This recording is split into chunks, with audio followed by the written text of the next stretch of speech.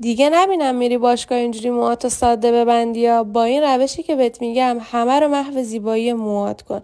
موهاتو دو مسبی به سمت بالا ببند و سمت راست موهات یه لایه نسبتاً کوچیک جدا کن و بافت ستایی ساده بزن. راستی یادت نره که حتما انتهای بافتتو با استفاده از یه دونه گیس فیکس کنی. همین کار رو برای سمت چپ موهات هم انجام میدی. دوباره یه لایه نازک جدا میکنی و بافت ستایی ساده میزنی.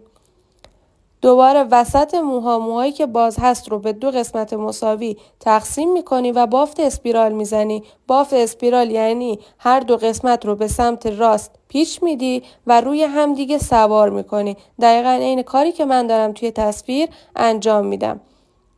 بعد از اینکه بافت اسپیرالتون تکمیل شد، بافتایی که زده بودیم از قبل، بافتای ستای ساده رو از بین این پیچ ها رد میکنیم. من فرانکم و توی پیجم بهت کمک میکنم که با استفاده از هنر بافتمون به درآمد مثبت 30 میلیون در ماه برسی. فقط کافیه کلمه بافتمون رو برام کامنت کنید تا شرایط برات ارسال بشه.